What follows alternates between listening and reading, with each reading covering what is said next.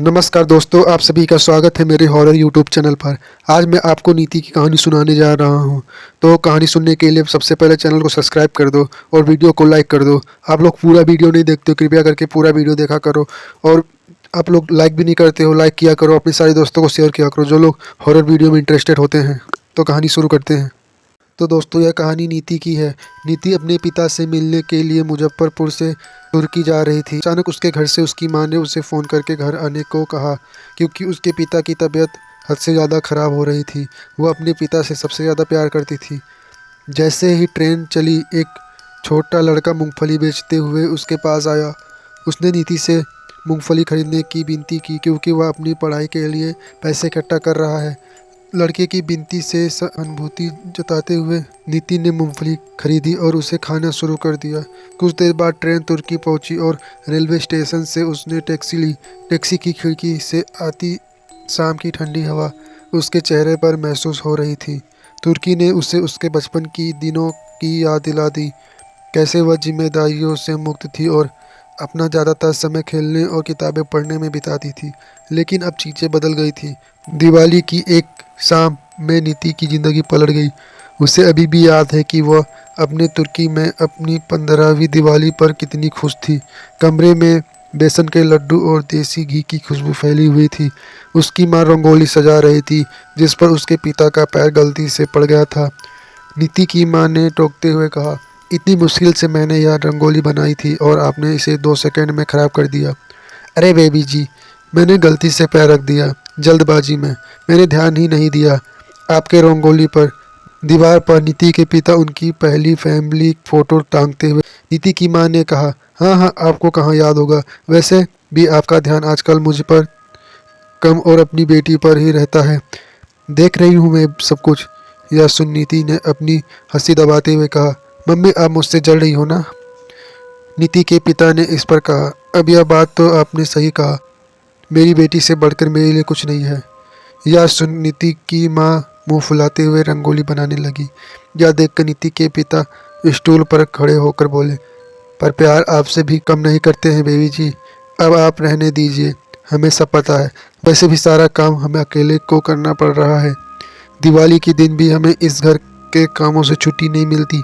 अगर आपने अपने लड़की को घर के काम सिखाने दिया होता तो आज वह काम में मेरी हाथ बटाती, लेकिन नहीं, आपने तो इसे सर पर चढ़ा रखा है, जैसे यह तुर्की की महारानी हो।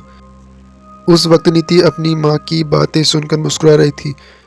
अगर उसे जरा भी खतरे का भनक होता तो उस दिन वह खुद रंगोली बनाती, क्योंकि नीति की माँ लगातार उसके पिता से उसकी शिकायत कर रही थी। उसके पिता ने कहा कि वह रंगोली बनाएगी अगर जल्दबाजी में उतरते वक्त उनका पैर फिसल गया, जिसके साथ वह स्टूल से अपने सर के बल गिरे। पर गिरने के बाद उन्हें कुछ हुआ नहीं, बस हल्का सर के पीछे फूल गया था। उस एक पल में नीति की माँ इतनी घबरा गई कि वह बिलक बिलक के रोने लगी। यह देख नीति के पिता मुस्कुराते हुए बोले, अरे पागल, रो मत, देख मैं ठीक हूँ। पर ना तो नीति को पता था और ना ही उसके घर वालों को कि वह आखिरी दिन था जब वह उन्हें मुस्कुराते हुए देखेंगे। अगले दिन बहुत देर हो चुकी थी और नीति के पिता अपने बिस्तर पर ही लेटे थे। चौंकते हुए नीति की माँ ने उन्हें जगाया, लेकिन वह उठे नहीं। यह देख वह घबराते हुए आसपास के लोगों के साथ नीति के पिता को लेकर बड़े अस्पताल गई। वहाँ उन्हें पता चला कि वह कोमा में जा चुके हैं। सर पर जोर से चोट लगने के कारण अंदर बहुत ब्लीडिंग हुई है। न जाने कितने ऑपरेशन और ट्रीटमेंट डॉक्टर ने बताए होंगे। नीति की माँ को पर सब कुछ करवाने के बाद भी उनके पिता को वह ठीक नहीं कर पाए। 1 महीना 1 साल में बदल और 1 साल 2 साल में बदल गया। थक हार के नीति की माँ ने उम्मीद ही छोड़ दी। नीति के घर वालों की आज तक की कमाई हुई सब कुछ नीति के पिता के इलाज में लग गई, जिसके चलते मजबूरी में नीति को अपना पढ़ाई भी आधे में छोड़ना पड़ा। पर नीति ने हिम्मत नहीं हारी। नीति ने छोटे छोटे काम करना शुरू किया और अपने पिता का इलाज करवाती रही। इसी सिलसिले में आज 22 साल की नीति मुजफ्फरपुर की एक फैब्रिक फैक्ट्री में काम कर रही थी। उसे फैक्ट्री से बिना कपड़े बदले वहाँ से निकल गई थी। टैक्सी में बैठी नीति अपने अतीत के बारे में सोचते हुए उसने रास्ते पर ध्यान ही नहीं दिया। बीच रास्ते में ही टैक्सी ड्राइवर ने रास्ता बदल लिया। उसने फ्रंट मिरर से नीति को देखा जो अपने ख्यालों में डूबी हुई थी। उसने फिर अपना फ़ोन निकाला और एक मैसेज टाइप किया। स्पीड ब्रेकर रास्ते में आया और नीति अपने ख्यालों में से बाहर आई। उसने देखा कि टैक्सी ड्राइवर किसी दूसरे रास्ते पर था। नीति ने जब ड्राइवर से पूछा तो ड्राइवर खामोश रहा। उसे कुछ ठीक नहीं लग रहा था। तभी वह समझ गई थी कि वह किसी मुसीबत में फंसी है। पर इससे पहले नीति कुछ कर पाती, अचानक उसका सर भारी होने लगा। उसे अपने आसपास सब कुछ दो दो दिखने लगा। तभी टैक्सी एक जगह आकर रुकी और कुछ लोग गाड़ी में चढ़ने लगे। नीति ने बहुत कोशिश खुद को संभालने को, लेकिन धीरे धीरे उसकी आंखों के सामने अंधेरा छाने लगा और वह बेहोश हो गई। कुछ देर बाद नीति को होश आया तो उसने खुद को अपने घर के सामने पाया। यह देख नीति हैरान थी। उसे समझ नहीं आया कि वो टैक्सी से सीधा यहाँ कैसे पहुँच गई। टैक्सी में वह बेहोश हो गई थी और उसके बाद वह अपने घर के बाहर। इसी उलझन में नीति ने ध्यान नहीं दिया कि उसके पास उसका बैग नहीं था। तभी अचानक से उसके घर का दरवाज़ा खुला और बाहर नीति की माँ आई। अपने माँ को देख नीति की आंख भर आई और वह उन्हें कसकर गले लगाते हुए वह बिलखते हुए बोली, माँ आप कैसी हो? आपको पता है मैं बहुत डर गई थी। अचानक कहते हुए नीति एक दम से रुक गई। अपनी माँ से गले लग लग के उसे ऐसा लग रहा है कि जैसे उसने हवा को गले लगाया हो। पीछे हटते हुए उसे अपनी माँ की तरफ देखा तो वह हाथ में थाली लिए खड़ी थी और किसी को ढूंढ रही थी। हैरानी के साथ नीति ने अपनी माँ से कहा, माँ मैं आपके सामने खड़ी हूँ, आप मुझसे बात क्यों नहीं कर रही? पर नीति की माँ ने उसके किसी सवाल का जवाब नहीं दिया। वह ऐसे देख रही थी मानो नीति सामने हो ही ना। नीति बार बार अपनी माँ से बात करने की कोशिश कर रही थी, लेकिन वह कोई जवाब नहीं दे रही थी। नीति अब और भी घबराने लगी। पहले उसका टैक्सी में बेहोश होकर अचानक घर पहुंचना और फिर उसकी माँ की उसको ना पहचानना। उसे कुछ समझ नहीं आया।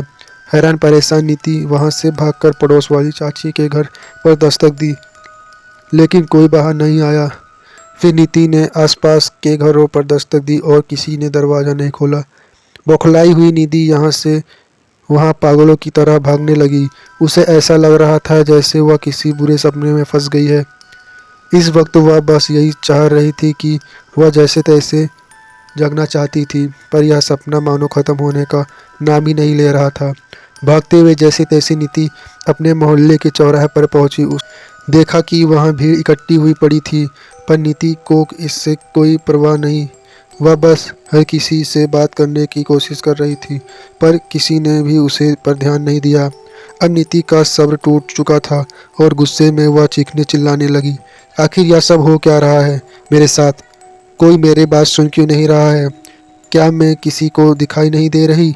तभी वहां अचानक पुलिस पहुंची, जिसके साथ ही सब लोग वहां से निकलने लगे।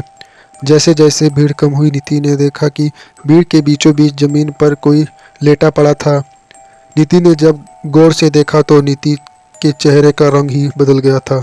उसने देखा कि जमीन पर नीति की लाश पड़ी हुई थी। जमीन पर अपनी लाश पड़ी देख नीति की हवाइयाँ ही उड़ गई। पुलिस स्टाफ पर पहुंचकर उस लाश की जांच करने लगी।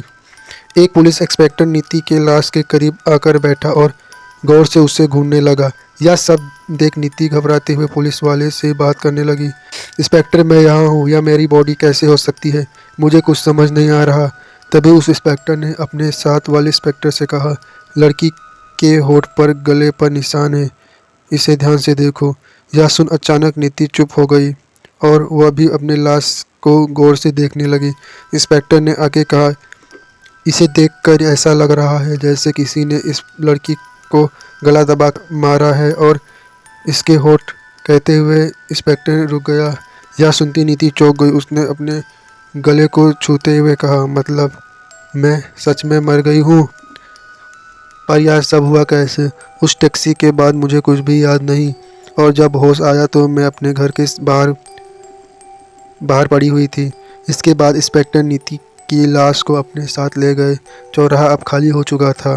बस गली के कुछ कुत्ते इधर उधर भटक रहे थे और नीति की आत्मा, जो इस बात को दिल से मानने को तैयार नहीं कि वह मर चुकी है, या शायद इस बात से कि आज के बाद उसके घर वाले उससे कभी नहीं मिल पाएंगे, या फिर इस बात से कि नीति अब अपने पिता का इलाज के लिए पैसे नहीं कमा पाएगी। एक टैक्सी ने नीति की ज़िंदगी कुछ पलों में बदल दी। कुछ देर के लिए नीति बस उस खामोशी के साथ वहीं खड़ी रही। तभी अचानक से उसके पीछे से एक कुत्ता भौंका। वह आवाज़ सुनी, नीति चौंकते हुए पीछे हटी। होश में वापस आते हुए नीति ने अपना आंसू पोंछते हुए कहा, मैं ऐसे ही हार नहीं मान सकती। ज़िंदगी ने मेरे इम्तिहान लिया है और मैंने उस सब का जवाब दिया। अब मरने के बाद भी अगर यह मुझसे मेरा इम्तिहान लेना चाहती है तो ठीक, मैं तैयार हूँ। मेरे साथ जो कुछ भी गलत हुआ है उसे मैंने अपनी किस्मत समझकर भुला दिया, लेकिन यह नहीं, हरगिज़ नहीं। इतना कहते हुए निधि सीधे वहाँ से पुलिस स्टेशन पहुँची। वहाँ उसने देखा कि वहाँ इंस्पेक्टर कुर्सी पर बैठकर कुछ पढ़ रहा था। नीति उसके पास गई और देखा कि वह उसकी लाश की तस्वीर पड़ी है। उसे देख नीति कुछ पल के लिए घबरा सी गई। आखिर कौन खुद को उस हालत में देखना पसंद करता? पर इस वक्त उसके दिमाग में सिर्फ एक ही सवाल था, आखिर उसके साथ यह सब कैसे हुआ? इसलिए उसने फिर एक बार उन फोटोज को गौर से देखा, लेकिन उसे कुछ समझ नहीं आया। तभी वहाँ एक कांस्टेबल आया और उसने इंस्पेक्टर को एक टेप थमाते हुए कहा, सर जी, इन्वेस्टिगेशन के बाद पता चला कि यह लड़की कल ही मुजफ्फरपुर की तुर्की आई है, इसलिए हमने स्टेशन के बाहर वाले सीसीटीवी चेक करवाया। उसमें से हमें यह मिला। जब तक वह कांस्टेबल यह सब बोल रहा था, उस इंस्पेक्टर ने उस टेप को अपने सिस्टम पर चलाने लगा। नीति ने भी इंस्पेक्टर के सिस्टम में झांककर देखा। वीडियो में नीति तुर्की स्टेशन से निकलती हुई नजर आई। फिर एक आदमी आकर उससे बात करने लगा और वहाँ से वह उसके साथ चली गई और इसके बाद वीडियो ख़त्म हो गया। यह देख इंस्पेक्टर ने चिढ़ते हुए पूछा, और इसके आगे का?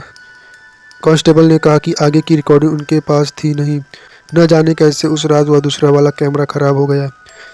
यह देख नीति ने कहा, ये तो वही कार वाला ड्राइवर है। याद आया जब मैंने नोटिस किया कि ये गलत रास्ते ले जा रहा है, तब मैं बेहोश हो गई। इंस्पेक्टर ने कहा, मुझे किसी भी तरह इस ड्राइवर के बारे में डिटेल्स चाहिए। इसके साथ कांस्टेबल हामी भरते हुए वहाँ से निकल गया। नीति को कुछ समझ नहीं आ रहा था। ना तो उसे ड्राइवर के बारे में कुछ जानती थी और न ही वह किसी से मदद मांग सकती थी। बेबस नीति बस उम्मीद हार कर स्टेशन से बाहर निकली। बाहर लगभग सूरज ढल चुका था और थाने से लोग वापस घर को निकल रहे थे। स्टेशन से बाहर आते ही नीति की नज़र एक चाय की टपरी पर पड़ी, जहाँ कुछ लोग चाय पी रहे थे। उन्हीं में से एक आदमी अपने कंधे पर अपनी 3 या 4 साल की बेटी को लिए दुकान से कुछ खरीद रहा था। अचानक उसे देख नीति अपने पिता याद की। बचपन में वह भी उसे ऐसे ही कंधे पर बिठाकर दुकान में सामान लिया करते थे। उस छोटी सी लड़की के चेहरे पर मुस्कुराहट देख वह कुछ देर के लिए सब कुछ भूल गई। उस बच्ची को देखते हुए नीति उसकी तरफ बढ़ी। नीति उस बच्ची के करीब जाकर उसे पास से निहारने लगी, पर इस बात से अनजान वह बच्ची मानो अपने ही किसी दुनिया में घुसी थी। तभी नीति की नज़र गलती से वहाँ लगे अखबार पर पड़ी, जिसकी हेडिंग थी वुमेन ट्रैफिकिंग इन तुर्की। नीति ने उस अखबार पर छपी खबर पढ़ी। जैसे पढ़ते पढ़ते नीति के होश ही उड़ गए। तभी एक आदमी जो पास ही बैठा अखबार पढ़ रहा था, उसने मुंह बनाते हुए कहा, न जाने लोग आजकल पैसों के लिए क्या क्या करते हैं। या देखो, अब छोटे बच्चों का इस्तेमाल करके ये पापी लोग को चने और मूंगफलियां में नशीली पदार्थ मिलाकर देते हैं और फिर उन्हें बेहोश कर उन्हें शरीर के हर एक हिस्सों को बेच डालते हैं। इस पर दूसरे आदमी ने डरते हुए कहा, सही कह रहे हैं आप भाई साहब, अब तो मैं ट्रेन में मूंगफलियां नहीं खरीदूंगा। उस आदमी की बात सुनकर नीति को अचानक उस बच्चे की याद आई जिसे उसने मूंगफली खरीदी थी।